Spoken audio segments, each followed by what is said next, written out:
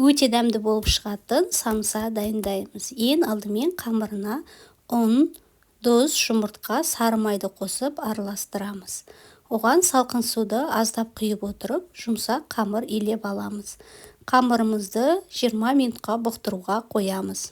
20 минут тұрған қамырымызды үшке бөліп, жұқалап, барлығын жайып аламыз. Бүкіл үшеуінді жайып, алдын ала дайындап аламыз.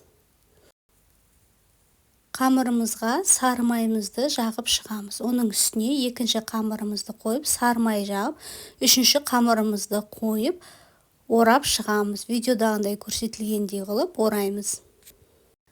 Ораған қамырымызды салафанға салып, 1-2 сағатқа немесе 1 күнге холодильникке, морозильникке салып қоямыз. Менде қамырым 1 күндей тұрды.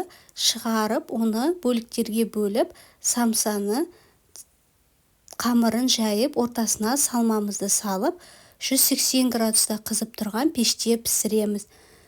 Салмасына фарш, пияз, дәміне қарай тұз, бұрыш қосып араластырып салдым.